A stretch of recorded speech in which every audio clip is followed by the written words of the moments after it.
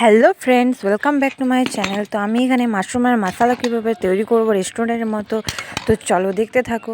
তো এখানে আমি 1 প্যাকেটের মতো মাশরুম নিয়ে নিয়েছি। মাশরুমগুলোকে ভালো করে কেটে নেব। প্রথমে মাশরুমগুলোকে ভালো করে পিস পিস করে কেটে নেব, তারপর আমি রেসিপিটি কীভাবে তৈরি করছি তোমাদের সাথে শেয়ার করব। তো চলো পাশে থাকো। তো আমি প্রথমে মাশরুমগুলোকে একটু জলের মধ্যে, গরম জলের মধ্যে ফুটন্ত করে নেব। কড়াই চাপিয়ে দিয়ে দিলাম মাশরুমগুলিকে, ভালো করে গরম জলে ফুটন্ত করে নিয়ে একটু কিছুক্ষণ 5 মিনিটের মতো থাকার পরে এটিকে একটি পাত্রে রেখে দেব।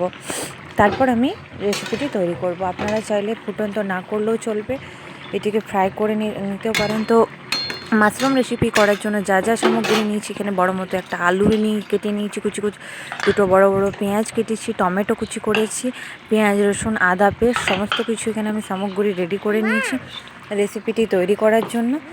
তো এবারে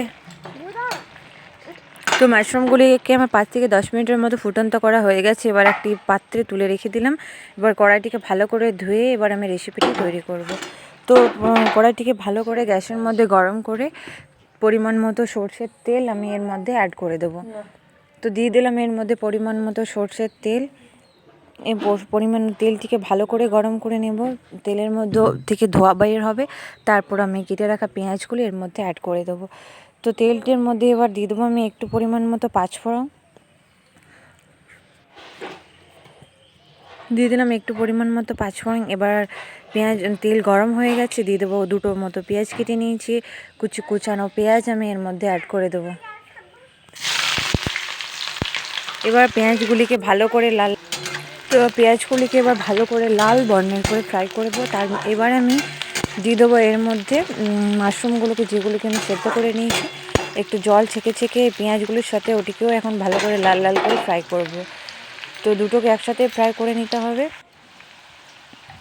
তো আমি একটু একটু ছেঁকে ছেঁকে এর মধ্যে অ্যাড করে দেবো।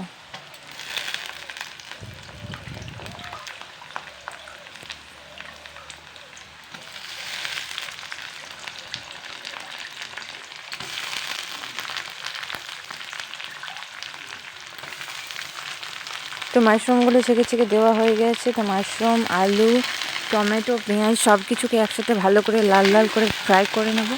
তারপর আমি এর মধ্যে সব রকমের মশলা অ্যাড করবো।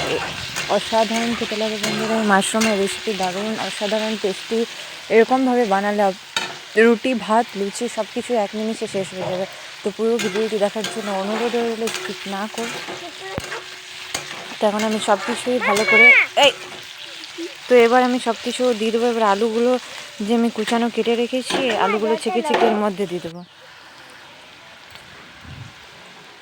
তো এবার আলুগুলো এর মধ্যে, কড়াইয়ের মধ্যে অ্যাড করে দেবো। আলু, পেঁয়াজ সব কিছুকে একসাথে ভালো করে ফ্রাই করে নিয়ে আগে 5 থেকে 4 মিনিটের মতো দিয়ে দিলাম কেটে রাখা টমেটো কুচি। সব কিছুকে একসাথে ফ্রাই করতে হবে, আপনারা চাইলে আলাদা আলাদা করেও ফ্রাই করতে পারেন। তো আমি একসাথে দিয়ে দিয়েছি। এবার করব আমি, ভালো করে লাল হয়ে যাবে।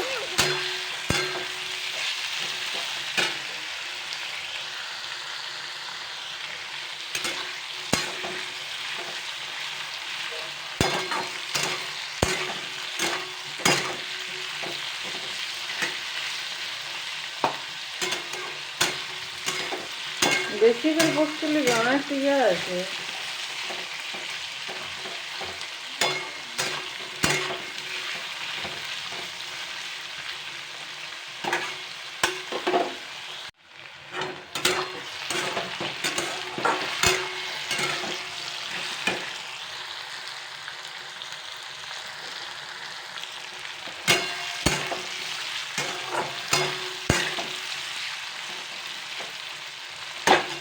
তো দেখতে পাচ্ছ আমার হয়ে গেছে পুরো একদম খড়া খড়া ফ্রাই করা কমপ্লিট। দিয়ে দিলাম পেঁয়াজ রসুন আদা পেস্ট এর মধ্যে। এবার পেঁয়াজ রসুন আদা পেস্টটিকে একটু 1 মিনিটের মতো একটু কষিয়ে নেব, যাতে পেঁয়াজ রসুনের গন্ধটা চলে যায়। তারপরে আমি সব রকম গুঁড়ো মশলা এর মধ্যে অ্যাড করে দেবো।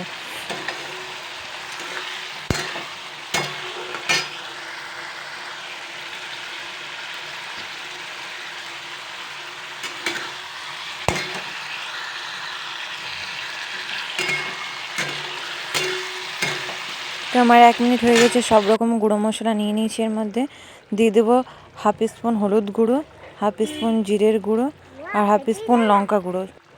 দিয়ে দেবো হাফ স্পুন লঙ্কার গুঁড়ো। লঙ্কার গুঁড়োর পরিমাণটা আপনারা নিজে, লঙ্কা গুঁড়োর পরিমাণটা আপনারা পরিমাণ মতো দিয়ে দেবো। এখানে পরিমাণ মতো লবণ গুঁড়ো, তো পরিমাণ মতো লবণ গুঁড়ো দিয়ে দেবো, একটু মতো চিনি, আর এখানে একটু মিট মশলা, একটু গরম মশলা, আর একটু কাশ্মীরি মির্চ, সব কিছু একটু একটু করে দিয়ে দেবো। তারপরে মশলাটিকে ভালো করে কষিয়ে নেব যতক্ষণ অবধি এর মধ্যে তেল বের হয়ে আসবে, ততক্ষণ আমি এটিকে এখন কষাতে থাকবো। পুরোপুরি কষানো কমপ্লিট হয়ে যাবে।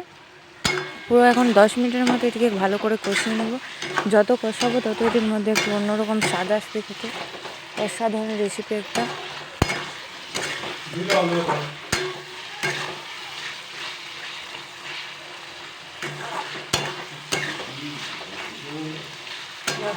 রান্না করতে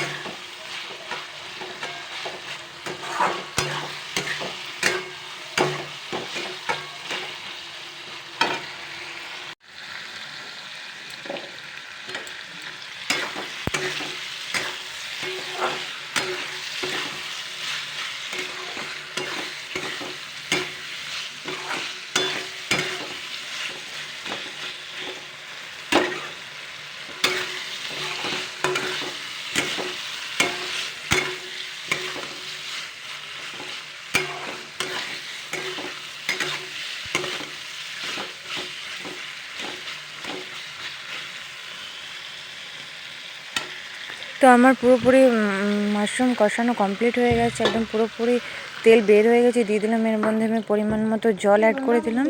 এবারে জল অ্যাড করে গ্যাসের ফ্লেমটি হাই রেখে ঢাকা দিয়ে দেবো। পুরোপুরি একদম চাপ চাপ লাগা পুরো টেস্টিতে, যাতে এর মধ্যে একটুও জল না থাকে, একদম পুরো মাখা মাখা ভাজা ভাজা হবে। তো তার জন্য গ্যাসের ফ্লেমটিকে হাই রেখে দেবো। তো চলো ঢাকা দিয়ে আবার 5 মিনিট পর আসছি।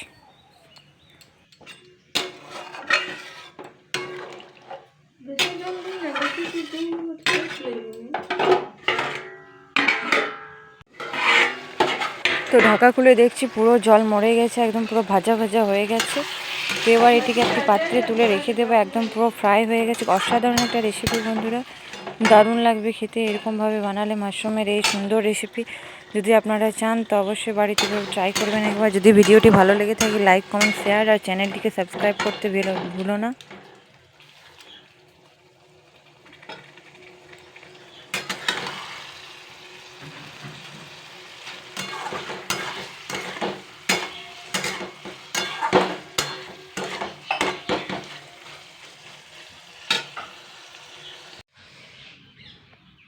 যদি আপনাদের ভালো লেগে থাকে লাইক কমেন্ট শেয়ার আর নতুন ভিডিও পাওয়ার জন্য নোটিফিকেশান অন করে দিও। তো আজকের ভিডিওটি এ পর্যন্ত।